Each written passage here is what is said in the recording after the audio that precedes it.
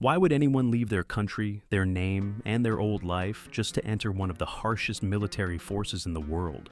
And why, even now, do men from across the world still keep trying? The French Foreign Legion is not a normal army unit in the public imagination. It exists somewhere between military institution and legend, a force under the French flag, built from foreigners, shaped by strict discipline, hard selection, and a reputation that has outlived generations. That alone creates magnetism. Because the Legion does not just offer service, it offers myth. For more than a century, the Foreign Legion has been associated with endurance, exile, violence, sacrifice, brotherhood, and reinvention. It carries the image of a place for men willing to disappear from one life and submit to another. In a world where most institutions try to make life safer, easier, and more predictable, the Legion represents the opposite. It promises hardship. It promises limits. It promises that respect will not be given, only earned. That is part of the attraction. Some men are drawn not only to military life, but to the legend itself. The Legion feels different from an ordinary contract, different from a standard national army, different from the clean professional image of modern recruitment campaigns. Its reputation is harder, darker, older. And that matters. Because myth has power, it makes suffering feel meaningful. It makes difficulty feel elevated. It gives danger a story. For some, joining the Legion is not only a career decision, it is a psychological decision, a symbolic one. It is the idea of stepping into a machine that will strip away weakness, comfort, excuses, and old identity. That is why the Legion still attracts men who are not simply looking for employment. They are looking for rupture, a break from the life behind them. For many, the Legion carries the image of a second chance, not in a soft or forgiving sense, in a brutal one. It offers the possibility of beginning again through discipline, anonymity, pain, and submission to structure. That idea is powerful, especially for men who feel they have failed somewhere else, wasted years, lost direction, or become trapped inside a version of themselves they no longer respect. The Legion speaks to a deep instinct. If the old self is broken, destroy it completely and build another one.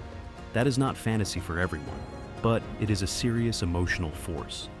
Some arrive because they want meaning. Some arrive because they want punishment. Some arrive because they want proof.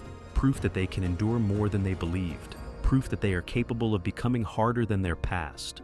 Proof that pain, if chosen, can still lead somewhere. And this is where the Legion becomes more than military service. It becomes transformation. Not the comfortable transformation sold by self-help culture. Something much colder, much less forgiving. The Legion does not promise self-expression. It promises reconstruction. That difference matters, because men who go there are often not looking to be understood. They are looking to be tested. They want distance from civilian life, from comfort, from drift, from indecision. They want a standard that does not negotiate. A place where identity is not declared, but earned. And the Legion understands the power of that idea. Then there is Brotherhood. Not the casual kind. Not the kind people claim after a short shared experience. The Legion's appeal is tied to the belief that real belonging must be paid for. That respect must be earned under pressure. That trust means more when it exists inside a hard system. For many men, that is deeply attractive. Modern life often feels fragmented, isolated, and uncertain.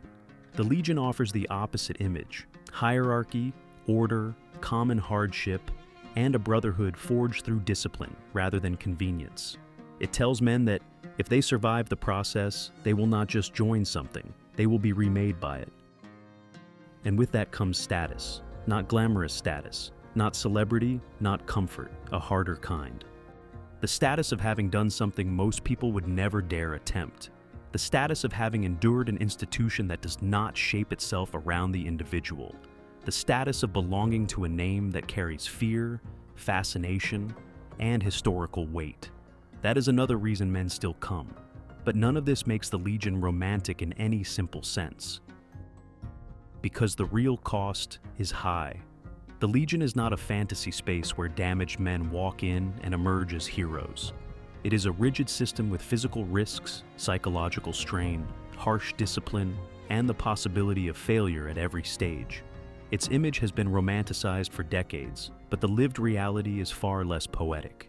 Pain is real, exhaustion is real, isolation is real, and transformation is never guaranteed. Some men arrive chasing myth and meet only pressure.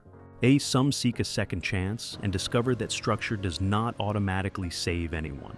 Some are drawn by brotherhood, but first meet anonymity, obedience, and the demand to endure without recognition. That is the contrast at the center of the Legion. The legend is magnetic, the reality is costly. And maybe that is exactly why the institution still has power, because it does not pretend the price is low. In the end, men do not still join the French Foreign Legion for one simple reason. They go for myth, for status, for rupture, for brotherhood, for meaning, for the chance to step out of one identity and attempt to earn another. Not all of them go for France. Not all of them go for war. Not all of them go for glory. Some go because they believe the person they were before is no longer enough. And they are willing to pay a brutal price to become someone else. That is why the Legion still pulls men in. And that is also why the next question matters even more.